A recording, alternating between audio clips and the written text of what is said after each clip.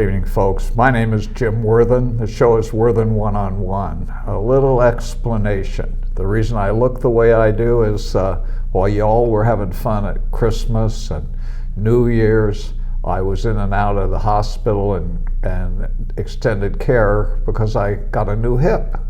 So I'm 1/4 of my body's 80 years less than the rest of my body. And in fact, I tease people, I'm going to get an x-ray of my new hip and sign it and give it out to everyone. It worked. It's fantastic. The pain that I had suffered and limped with for years is gone. A little physical therapy. And the reason I'm like this is I haven't cleaned up since surgery. I've been going through rehab and strengthening myself and sleeping a lot. Now enough about me. No, there's never enough about me. It's all about me. No, you don't agree? Okay. My guest today is somebody that called me out of the blue maybe almost a year ago and said, a friend of ours who's now in the Dominican Republic said to look you up.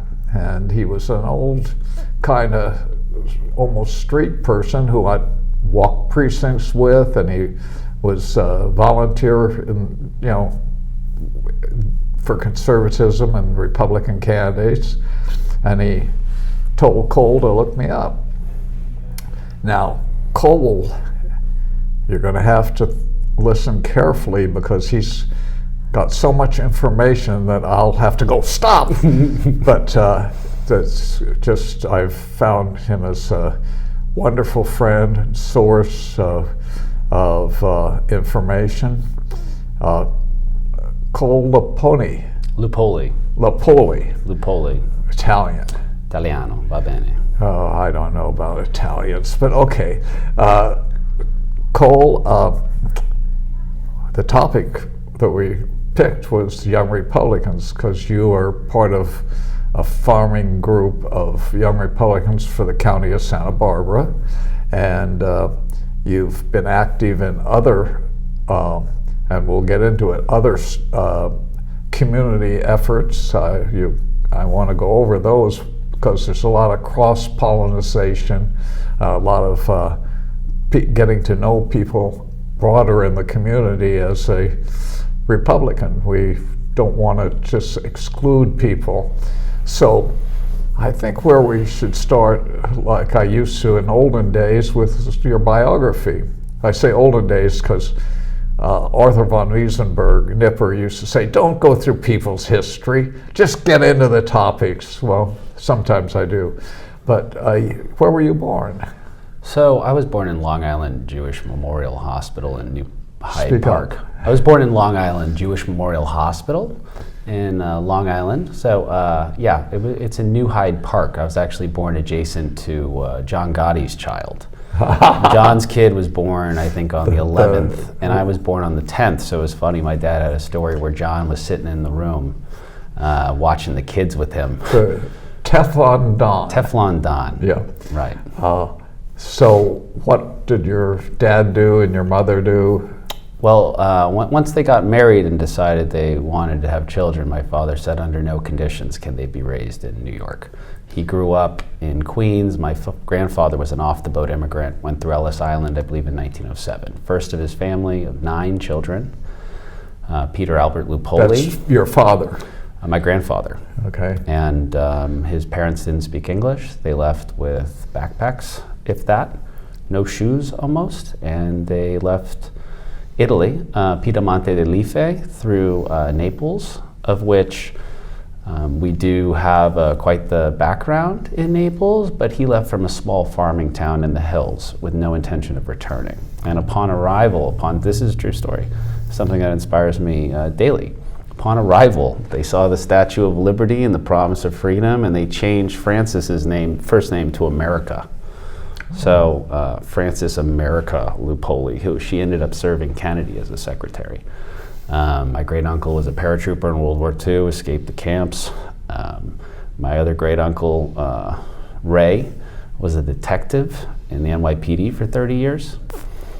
Charlie ended up being a mechanic. My grandfather sold watermelons, garlic, broke horses, drove trucks. Sounds like your family really took on the American dream. Very much so. And my grandfather married Margaret Clokas, whose father was a Lithuanian or Latvian immigrant by way of Ireland, who through his own desire for better was a polymath and picked up 27 languages. Wow. On his way to the United States as a fixer for various organizations as they made their way to the various ports in the Baltic. Now that's your maternal grandfather? That's my great-grandfather, Maternal? Nicola, who I've named my music project after, Dr. Nicola Lupo. My artwork, I also honored Nicola, and he ended up working on the Panama Canal. I believe he was an interpreter for the courts. So yeah, on my father's side, there's a lot to be proud of. The immigrant story, the belief in, and actually the American dream, right, which was realized by that Right. entire family. They were in the Second World War. Second World War, my father was in the National Guard. He was actually present at Kent State, sadly. He was in law school, and he decided he wanted to serve. So he was at Kent State, but as a student, He was not at- as a trooper. No, he was as a trooper. He was at the University of Ohio at Akron. After going to Syracuse and receiving an English degree, he desired to become an attorney so that he would know how to handle the real estate my grandfather gradually acquired. My grandfather always saved money. He worked till the day he died, and he always wanted to preserve things of value that were tangible because he saw how important it was to save money and invest it and stay humble. I mean, he lived in a small home, and the only nice thing I ever saw him have in his possession was he liked town cars and he liked Cadillacs. He had one of the biggest used car lots in New York City, and he was known. I mean, I meet people on planes that are like, oh yeah, Peter Lupoli, only honest used car dealer in maybe all of the city. And this was in Astoria. Yeah, you're staying in the New York area? My grandfather, yes, he stayed there until he died. When did they come to the West? So they came west in '92. We were looking for somewhere warm. My father had endured long winters for many years. It is a little warmer here than New York. It Or is. New England. It is. And so we landed here in '92. I went to Crane School, Lou Grant Parent-Child Workshop. Here. Lou Grant Parent-Child Workshop in Carpinteria. Crane School was gorgeous. I went to Santa Barbara High, chose to go to public school because we have excellent public schools here. Did you go to Kate a year? No, I had the opportunity to go to Kate, but didn't want to. I wanted to go, I liked the East Side. I played basketball at the Boys and Girls Club. Kim, who has the record store on state, was my basketball coach. I mean, hablo español bien, por That's eso. when the Boys and Girls Club was in the old Armory building across from the high school. That's where it was. Yeah. Right? And I played baseball, I played basketball, I was on the golf team. I loved Santa Barbara High. Mr. Sandridge. Do you still play golf?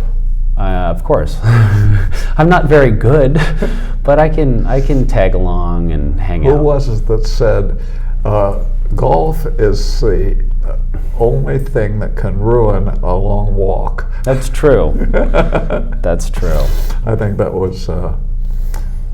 Not if you maybe bring a cigar and you indulge in the benefits of golfing as well. You can always pick up some water or chit chat. It's a great way to get to know people. So, due to this friend in the Dominican, we met at Janine's, I think, for coffee, and I told you when I called you that I only have 15 minutes, and an hour and a half later, I had to get to the bank or something before one of my checks bounced. So we got talking about you wanted to get involved locally, and so we started talking about volunteerism in the Republican Party, and at one time you became the alternate to our county chairwoman, Bobby McGinnis, and you started working on building a Young Republican Club. But let's talk about what you've been doing in the community. Sure. you are working with a downtown organization. That's true. I'm assisting in event planning. We have a light festival called Lux coming up that I'm taking an initiative on. It's going to be incredible. It's timing up with the Illuminate Film Festival, a film festival geared around positive. Light festival? It's called Lux. Yes, it will be April 5th to the 7th, and we'll be having international projection artists. The entire town will be lit up with various lights. Where will you be lighting? Up and down State Street will be lit. We'll have artists. We might have the news press hopefully lit up, City Council, hopefully the Granada. I will say Parks and Rec and certain city institutions this is great publicity for everyone. It's interesting to deal with and nuanced and complex to deal with certain elements of the city, right? We have a festival and you're making it challenging for us to throw an amazing party for the city. Do you include Stearns Wharf, or do you go from Stearns Wharf up to Mission Street? So the Downtown Santa Barbara organization, which is incredible, we've been around, I think 60 years or so. We're a nonprofit that supports downtown. And it's a passion project. I thoroughly enjoy it. I grew up here. I adore our downtown. I want it to thrive. I don't want us to turn into San Francisco or one of these cities where it's vacant properties and all of those problems I take into consideration. And if you see me on the street or anywhere, I'm always open to suggestions on how we can improve our downtown. And so nevertheless, we are, I believe, Gutierrez up into Mitchell Terrain. I might be off one street, and then Anacapa to Chapala. So I believe we represent about 500 businesses. Like a 5-block area square. I think it's like 12 blocks south to north, or whatever that is. 4 or 5 blocks wide. Anacapa to Chapala, right? So that'd be 1, 2, right? 2 of those, and then 12 or so up. Okay. So it's a big territory, but I think we're doing very well.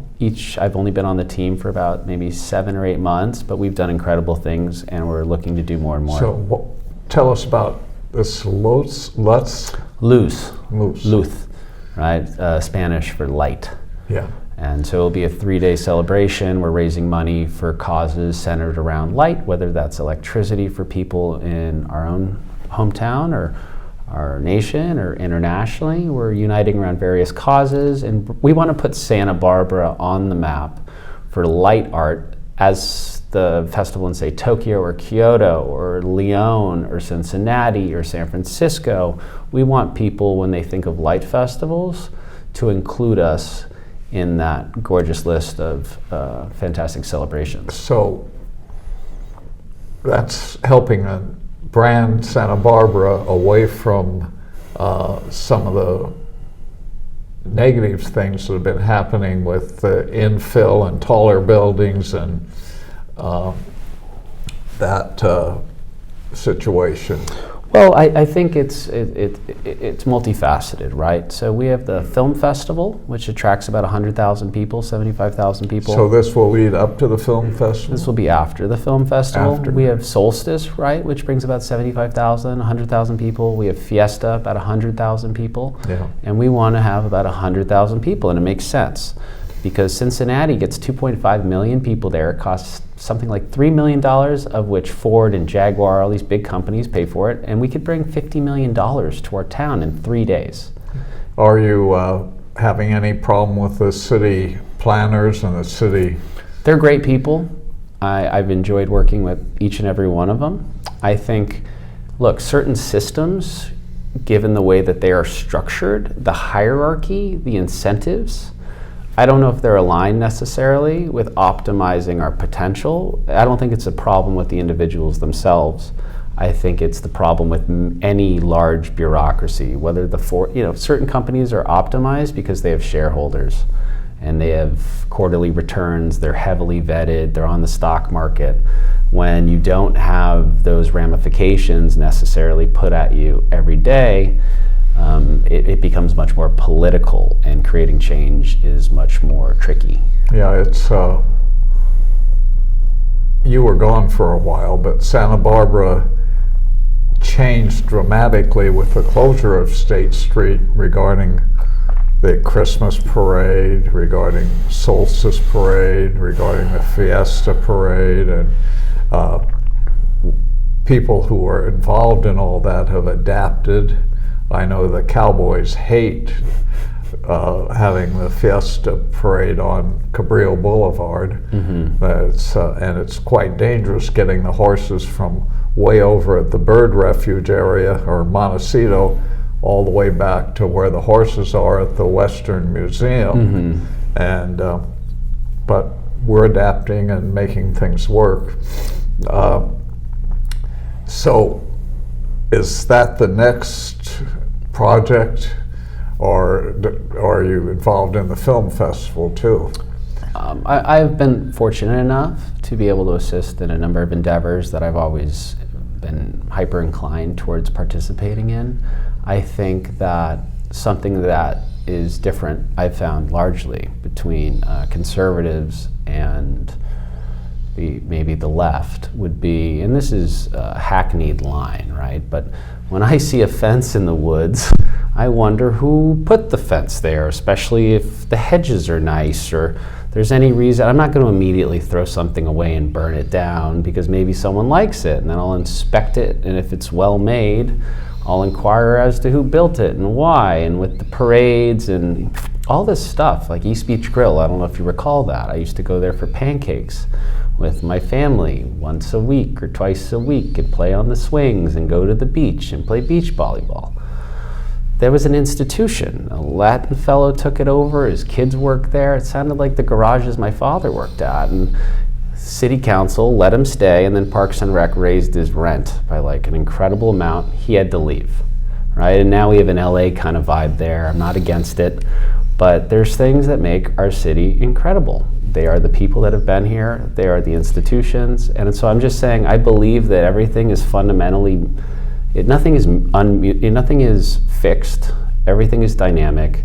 And with the right people caring enough to not complain but do something about it, we can change these things. We can get parades back. What do you mean? I don't think that's impossible. You use a great word, transition. When I had a little girl many years ago, a daughter, and then a son, we used to go down after church to the beach, and there were pony rides. Well, I don't know why, but the pony rides disappeared, so they built a carousel in the park right there. I remember it. And now it's gone. So there is a continual remix and transition in Santa Barbara. Some of us hate it, but others are able to use it. And so your next project is Loose? That's one. We have a very lovely donor, and we are grateful to have the support. We have another of other interesting people that want to help us. I mean, we have an amazing community. It's a brilliant project.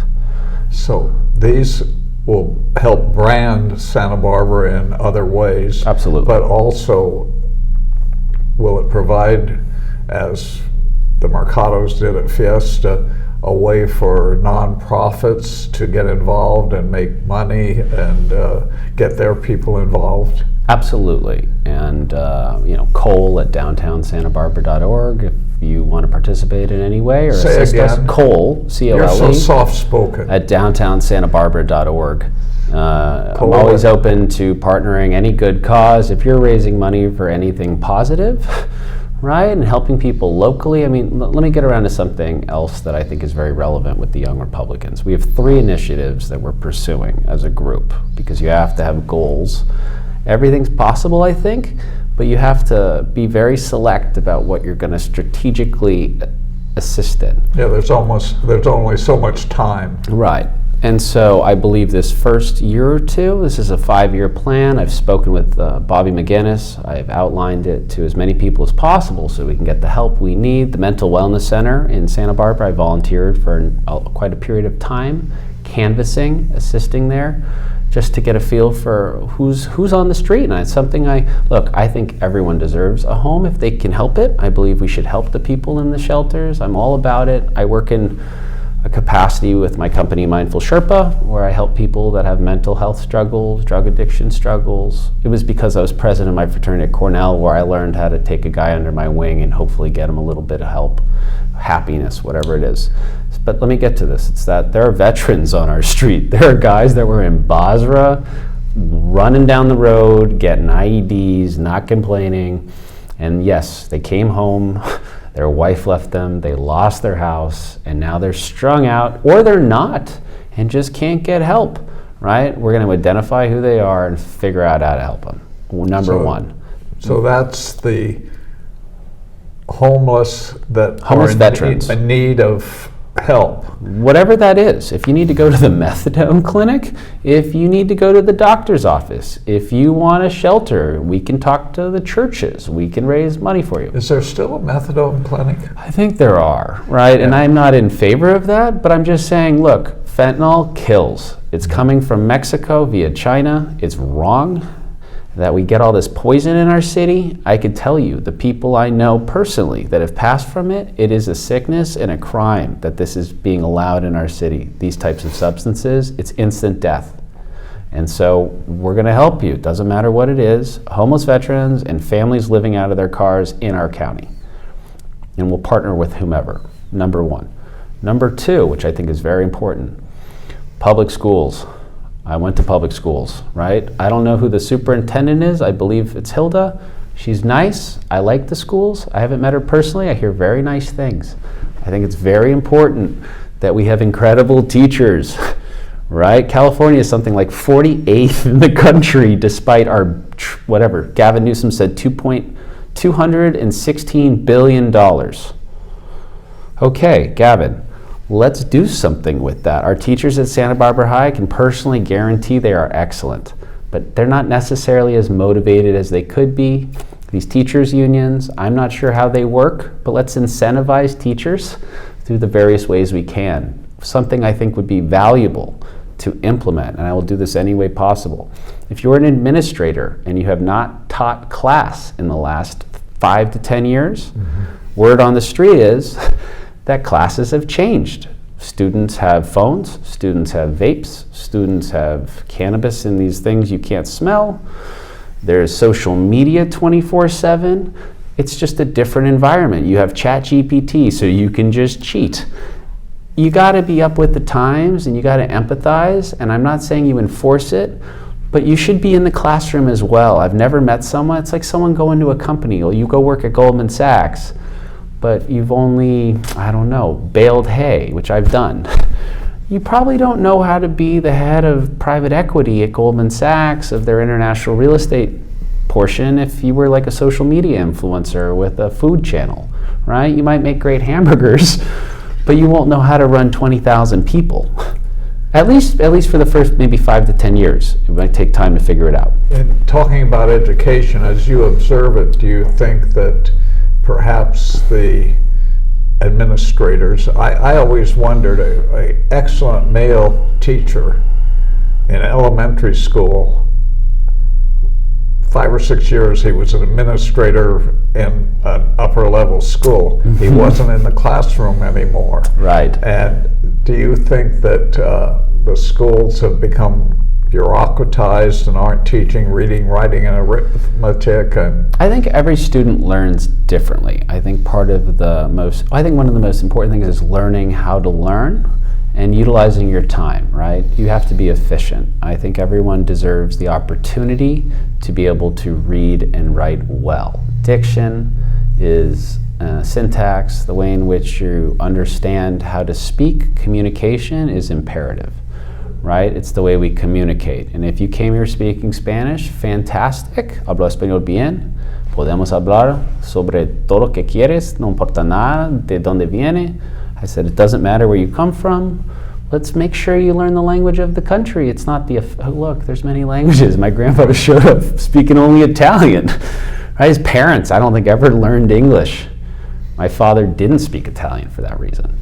And I don't have any problem with any immigrant from any background, but if you're here, please, we have certain laws, try to adhere to them.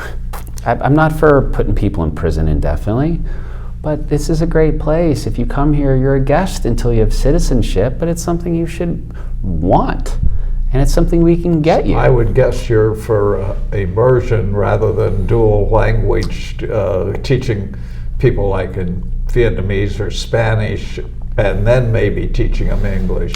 I went to public school in Italy when I lived there, and it was all in Italian, and there was no empathy. All in Italian? All in Italian, except for English class. What grade was that? 7th grade. 7th grade. In Forte dei Marmi. So I had the school of hard knocks. These teachers were brutal, and I really, they weren't helpful, they weren't very kind, didn't care I didn't speak Italian, and the English class was nice enough, but it was brutal, and I wish someone would have helped me, right? Because I didn't speak the language. Totally get it. It was just, I actually left school after about 7 months because it was so just mind-numbingly awful.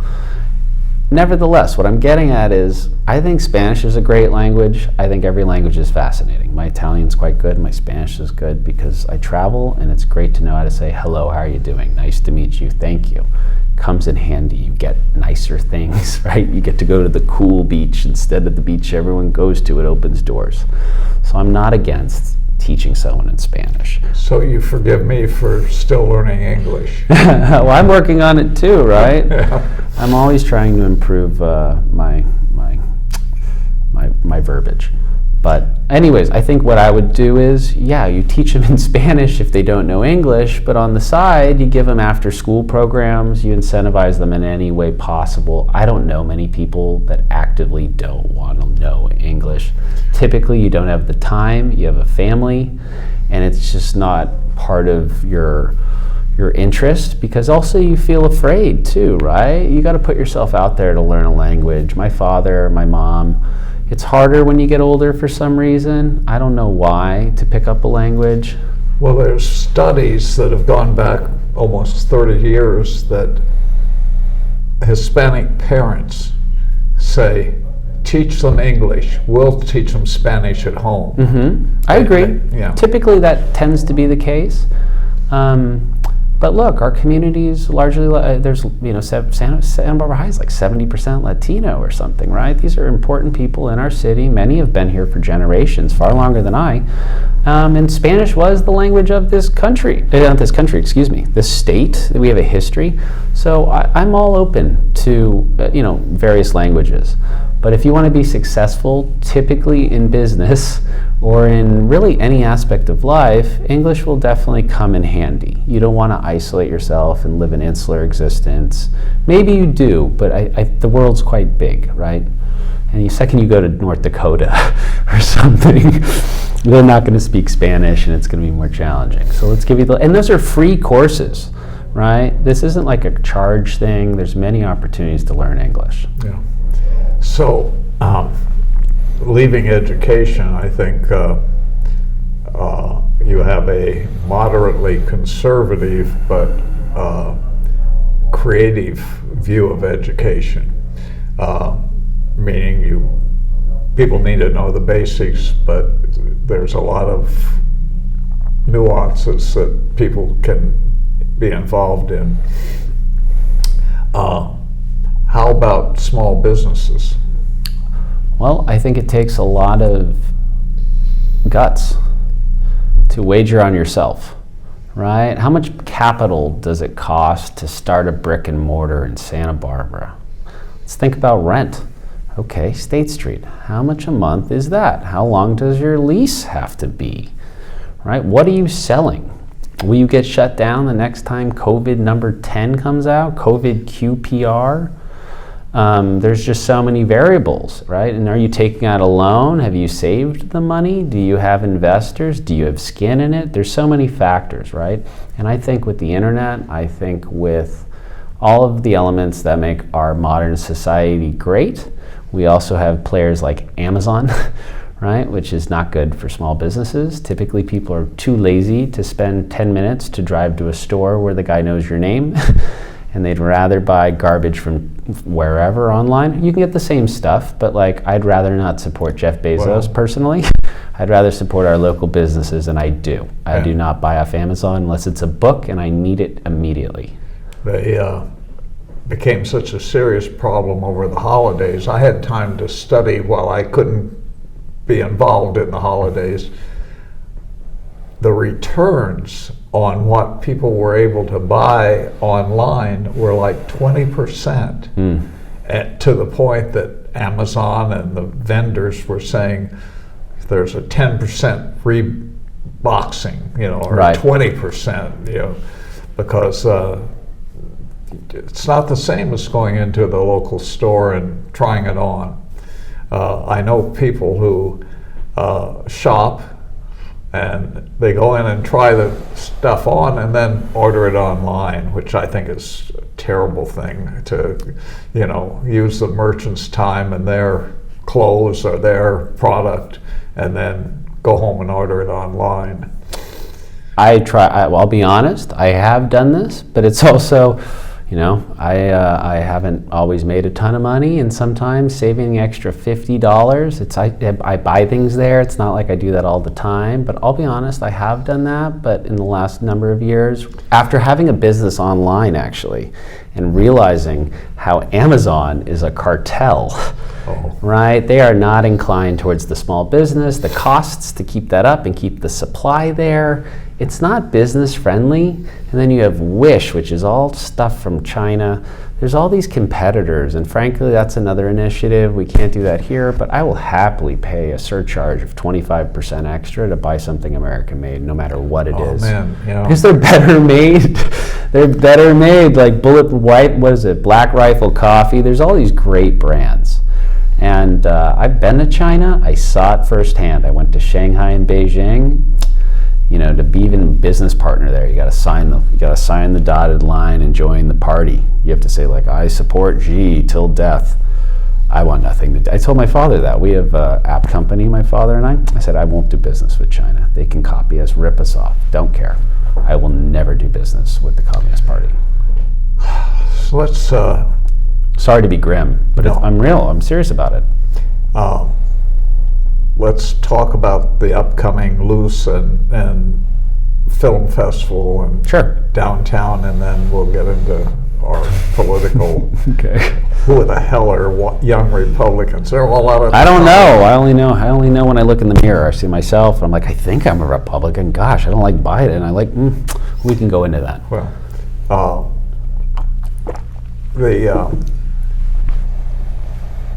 Well, maybe we should shift to that. Sure. The young Republicans. People think that that's kids just out of college.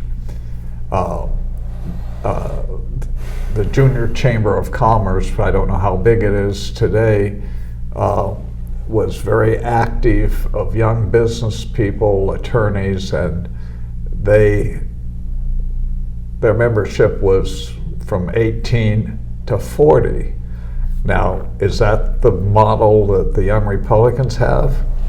So I would consider you young, Jim, in spirit, and so you are a young Republican to me.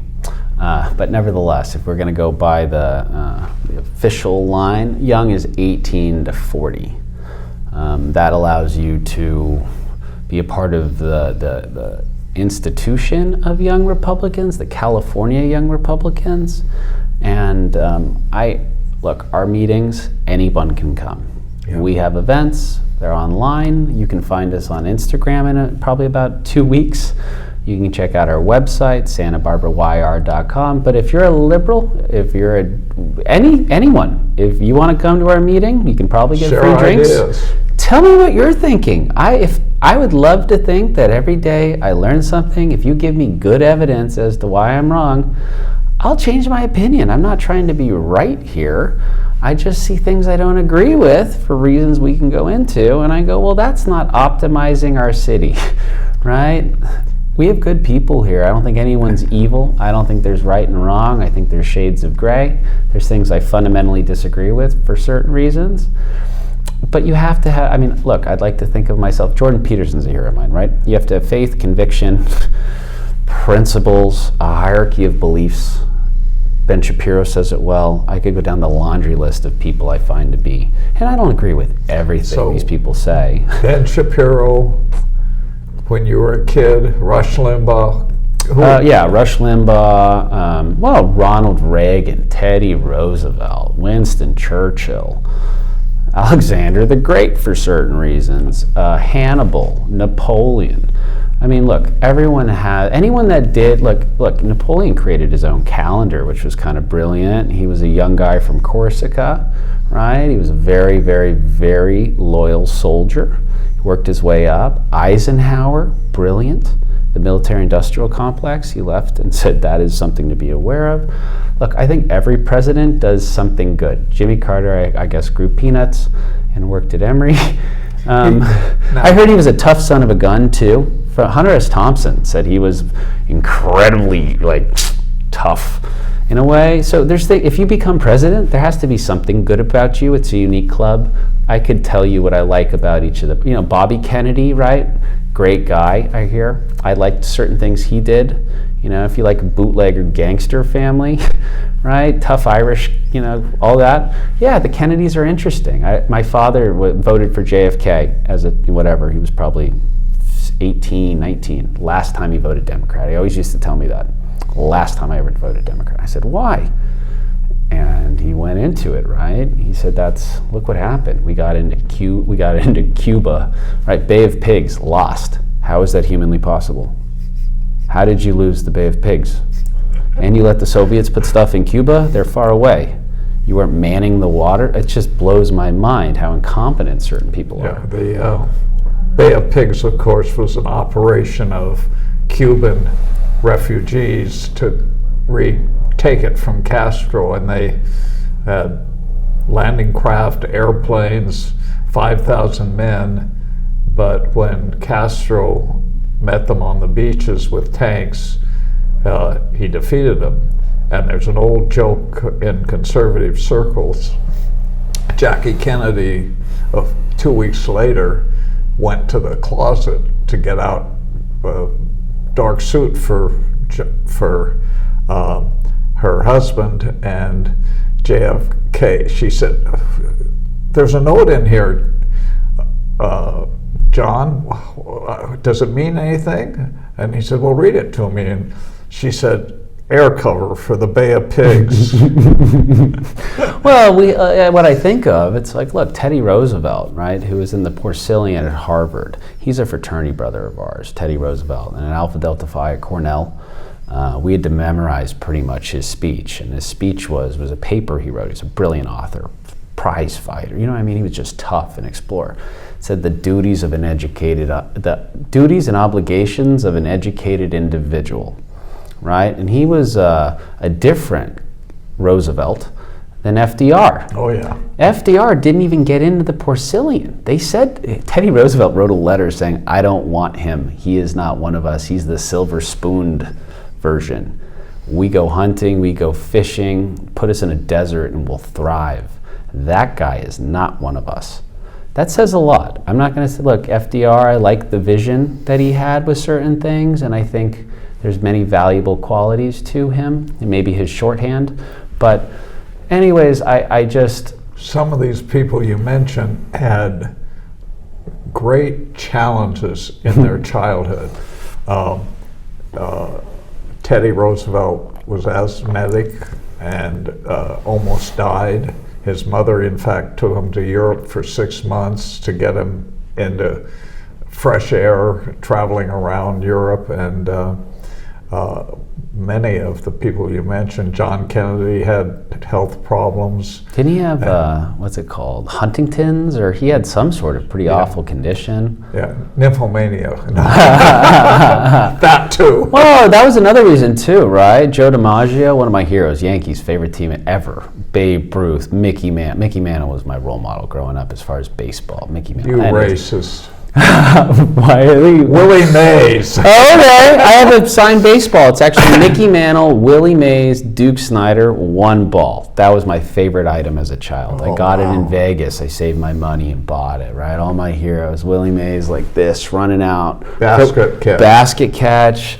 Anyways, baseball's a great sport. But, we got sidetracked. Joe DiMaggio loved Marilyn Monroe and laid flowers on her grave like every other day or every week until his death. And I know Kennedy didn't even treat her well, right? He treated Marilyn Monroe like trash. Caused her suicide. Yeah, right. Okay, live with that. Yeah. Live with that. Anyways, it's the past, but I don't like, look, you have a track record. If you treat Marilyn Monroe poorly, how are you going to run our country, right? We come to Ron Reagan. When did you first learn about him and Ronald Reagan? Yeah. I mean, I don't know. I was very young. I listened to Rush. I used to drive around with my father listening to classic rock, the Beatles, the Rolling Stones, and we'd tap out the beat. And then after school, I was on the way to school, we'd listen to classic rock. And then on the way home, or when we went to go play pool or do these different things, we'd listen to Rush Limbaugh, Michael Savage, Reagan, for what it's worth, his kid. Anyways, conservative radio, maybe we'd listen to a little bit of sermons or things like that. Maybe a little NPR before it would be hard for somebody to say you were brainwashed into this because... My mother's a Democrat. My grandparents on my mom's side funded the Freedom Riders, right? They were Lutheran Democrats. My mom grew up in Palo Alto in the Grateful Dead days, moved to the Applegate where they had a ranch. As Seinfeld would say, that not that there's anything wrong with that. I agree. No, these were great people that went to Bible study religiously, and they just felt differently about certain things. I think, for example, they were pro-choice. That was something that was very important to them for some reason. Look, Grandpa, Grammy, great people. Grammy went to USC, was a singer, right? Voice student. She was a foster, worked at a foster, what it's called when you make sure kids get into homes. Anyways, and then my grandpa was a really great engineer who worked at a company until, he taught me how to do stick shift. I never felt there was anything wrong with their politics. They were just more inclined to the Trumans and Carters and the Clintons, and they were just attached to, I think, this notion of liberalism for some reason. And we could have conversations about politics, but when we got down to the nitty-gritty, I never felt like their logic really matched their idealism. My love for liberals and my concern for them is you get into a conversation and all their answers are about how they feel. I agree. Everything's how they feel, not how things really are. Sometimes. Yeah. I think, but look, everyone's different. I think some people are deeply sensitive, desire to do the right thing, and that might sometimes mean accepting things that are fundamentally irrational. And in the long, I think that's what it ends up being. It's myopic, right? In the short term, you feel for the person. So, right, you think you're doing the right thing now, but when you look into the future, and I could go into this, right? I mean, there's certain ideologies with respect to children that are being explored, and I don't think there's anything wrong with being who you are, whatever that is. I will never judge you. I think, pursue your path and find out what's right. Do whatever you'd like. However, I think be kind, tolerate. This is a free country. Do what you will. And I think God loves everyone. I don't believe in this stuff where it's, you go to hell, that guy goes to hell. Personally, I don't buy it. But I also think, you have to know that a young mind is malleable. You have to know that children, my little nephew is 1. I imagine he could think he's Batman next year, and I would give him a costume, but I wouldn't encourage him to find the Joker in his free time and, try to look for the you know what I mean? There's certain things that I wouldn't necessarily tell my child that they should pursue, because I don't know if it's the path of happiness. Ultimately. I do a terrible thing with the kind of people that you've mentioned. I talk to them. If I'm not persuading them, I say, I love you. God loves you, and I'll pray for you. Well, and I think there's a really important distinction, too, is my father had a gay nightclub in Queens, the largest gay nightclub in Queens. A gay nightclub in Queens, Crash, right? And I used to go and hang out there with my dad. He'd introduce me to the drag queens. But he always said, look, these are guys having fun. This is a really great show. And these were adults. These are adults, but nevertheless, we had a really big club there called Moonlight, and there was a drive-by shooting, and people were getting stabbed, and it was this nightmare. Really cool club. Nightmare. And my father said, you know what? With his business partner, Uncle Tommy Stodges, great guy, took me to Yankees games, drives around in a Hummer, just like a really cool Greek guy, lives in Astoria. And anyways, he said, look, this is a much better business model. Everyone is very kind and polite. We have no problems here. Never had a single problem, right? I could go in, there's a great DJ who taught me how to DJ as a little kid, Mike something or other. So I have very fond memories of that. So I have, We're in an era where psychologically at the elite levels, although I think there's a lot fewer people who are in that category of being intolerant, but terrible things happened in Israel. Right. A massacre. Well, in the Middle East, terrible things happened. Well, but I'm talking about October 6th when Hamas, and to see people tying up traffic, demonstrating in support of the Palestinians, ignoring that who they're really supporting are terrorists. You have friends around the world. Do you talk to them about that at all? Well, it's interesting, right? I have a number of friends in Tel Aviv, Haifa. I have friends from Gaza, right? I mean, it was interesting. I met a guy in San Diego once who, after talking to him for quite a while, expressed his support for Hamas. And he even said that he funds Hamas with his extra money. He sends it to Gaza to fund Hamas. And I called the Palestinian Authority, but Hamas and jihad. And he was a Muslim, and I said, why do you do that? Because that's just death. And he goes, well, my family, 1947 or whatever it was, we had our olive orchards, and we have a clan of 200 of us, and I interpret Islam through the Wahhabi lens, which jihad, I've read the Quran, I can read Arabic. Jihad means holy war, but it's an internal struggle, right? Most Muslims I know, it's an internal struggle towards God and betterment. I've never personally met a Muslim that I didn't like personally, right? I've been to the Middle East, I've been to Egypt, Kif Halak. I like the culture, I like Islam. I think Allah is lovely, Allah means God.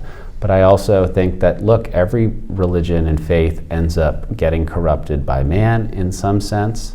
And when there's politics, and when there's geography, and when there's land and competing ideologies, this conflict has existed for thousands of years. So I am anti-violence against anyone, and Hamas, what they did was brutal and evil, right? And I don't like seeing children dead. I don't like bodies burned. I don't like watching I watched the footage so I could witness it. And I went, that is just, it blows my mind. Because look, I'm a Christian in many ways. I like the example of Christ. You turn the cheek, they know not what they do. And I remember thinking that. Those Palestinians doing this, they don't know what they do. They know not what they do. Because this is not how you get what you want. Do you want to, honestly, I don't know many Palestinians, if you could say, hey, look, do you want to move to Tel Aviv and have a great job, water, education, get educated abroad, come back? Look, it's land, it's in the Middle East, it's in Israel, it's in Palestine, you can call it what you want.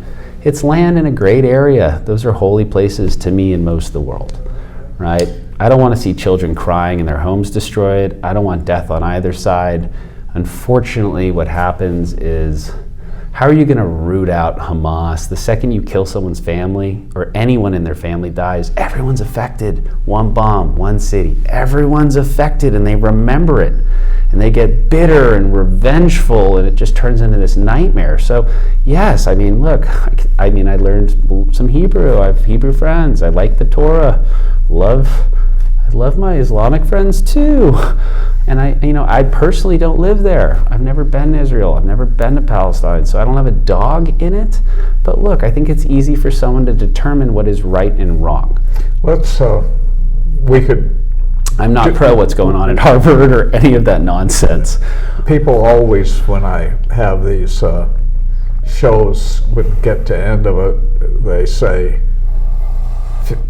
that was an hour? We could do another hour. And obviously, you and I could do several hours, and we may. But let's talk about Young Republicans. You had a kind of organizational and a public event at the Timbers, and you announced that come and Young Republicans and see the debate between Newsom and DeSantis. And there was, 60, 70 people there, and Timbers is a great host. Great venue, great family. I love the Timbers. Good food. Yeah. It's great. I love the Timbers. You pay for your own drinks, of course. Although I've been to Young Republicans thing for somebody sponsor the wine and beer, but you had people from up to 90 years old, and then you had a group from the UCSB that were Turning Point. We had Turning Point. We had some people from CC, right? We had Westmont, as I recall. We had a sampling of our local institutions. You even allowed me to be there. You didn't talk to me, but I think I shook your hand when you entered, and then left it at that. I think it was $10 also. Ripping people off. That's what we do, right? So you plan more of those kind of mixers, and are you going to have like monthly meetings and with the Young Republicans, or? Well, my intention is that we form a group of people that, first off, like having a good time, like discussing politics, are open-minded. That's something I said from the beginning. I don't want to be the president of a group where people just scream at each other with ad hominem attacks. We're not attacking each other. I want to genuinely know why you feel that way, and I want to come closer to a mutual truth, right? And if you want to be Trump guy, you like Trump, I want to know why. And if you like DeSantis, I want to know why. And if you want to go canvas, I have the resources in our network, thanks to a number of kind people with California Young Republicans, the Gates people that came by. It's a large group of people. And if you want to go volunteer and you want to go to the thing in Sacramento, right? You want to go to the conventions and you want to go to Turning Point stuff and you want to travel, we can even get your tickets paid for. We can get you where you want to go if you want to go out there and fight for the cause, right? We can do that. But I want to have events, right, where we rent out buildings. We have free drinks that are cheap. We have speakers of interest. I'm looking to start a podcast as well, so we can get anyone on who has an opinion that they'd like to share. We can have a good discussion, because I think that oration is important. I think debate is important, and I don't think minor, squabbling and screaming and all of that. Like, I want to talk to the person on the other side of the aisle, hear them out, and come to a way in which we can have a country that functions. So, what you're looking for now is not necessarily, you won't chase them away, but not necessarily college students, but you're looking for young professionals. I think one of your directors is a deputy DA. And, in the DA's office. Huh? In the DA's office. High-ranking member of DA's office. Yeah. Great guy. Dayton Aldrich, by the way. Amazing guy. And you, and then there's a guy that runs the Winchester Gun Club. He is that same, one and the same. President of the gun club. So, hey, look, if you want to come, I will personally take you to the range. We can go shoot guns. Right? I'll get you a cocktail of your choosing or a mocktail of your choice. And, after the shooting, you'll get a cocktail. Yes. Yes, preferably after we have the guns. No drinking and weapons, at least the first time. So I didn't know he was assistant district attorney. I don't think I don't know if that's the formal title, but I know he's worked intensively there, and he's a lawyer, really great guy. And I'm so grateful to have him on the team, because he's someone I can trust, and he's brilliant, which is nice. So, do you have any events planned now, or how will people find out about them? Well, that's the really fun thing, actually, is that we're pretty much laying the foundation right now. We're opening what we need to open. We're getting the social media set up. We have a great list of people. We'll be putting it on the website. We'll be broadcasting it through the proper channels so that people can find out about it, whether that is posted boards, or we'll make it known to the community through the channels that we have available. And hopefully that first meeting will be in late February. And we'll have a speaker, we'll have drinks, we'll have a venue, come one, come all. And then from there, we'll continue to. Am I still going to be welcome? I think you're the first speaker, hopefully. I've told everyone that you're the first speaker. Be glad to. The Honorable Mr. Worthen. My history was I was sucked back into the Young Republicans after being in from 20 to 35 or 36. I was sucked back in by Paul Manafort and Roger Stone because the college Republicans were kind of liberal and they were trying to block Governor Reagan getting the presidential nomination. And they wanted somebody who would be their killer dog, and I got picked, and I did. I ran them out of the Young Republicans, the liberals. Right. And not all liberals, but the ones who wanted to destroy Ron Reagan's candidacy. And so I'll be glad to come and tell that story. I'm excited. And you have a book coming out too, right? Yeah. Which you're going to sign for August me, hopefully. of 25. Okay, we'll have a book signing party. How about that? Yeah. Nice. I can even tell some of the stories that will be in it. It's more humorous anecdotes. You know, people say, tell us a story about Ron Reagan. Well, which of the 17 that will be in the book? Or tell us a story about Judge Brian Hill. Well, there's a couple there too. You know, so it's pretty broad. So what you want people to do today, tell them about how they should look for information on the Young Republicans. I think it's very simple. My email is cole@santabarbarawr.com, and you can come check out the website. That's presently the social media that we have. We will be doing the Instagram and traditional social media channels, but frankly, I like meeting people in person. I like talking on the phone. I believe my phone number is also online, but this is a priority of mine.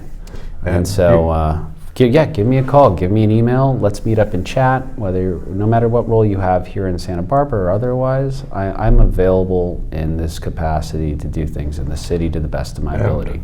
In the next few weeks, month and a half, look forward to the film festival and Luth, the light show. If I want to be Castilian, right? Luth, right? Because it's a Z. Yeah. Or luz, right? Yeah. Spanish for lights. Spanish for lights. Yeah. I wanted lux because it's Latin, but Spanish está bien también. Say again your numbers for contact. I can give my number too, sure, 805-453-5500, and text me or leave me an email. Text me or leave me a voicemail if you'd like. But yeah, I'm available, and I believe Dayton's happy to talk, and we're trying to presently find a secretary and treasurer who would like to at least join that role for a month, and we're looking for people to help make this work. And right. Nothing is set in stone.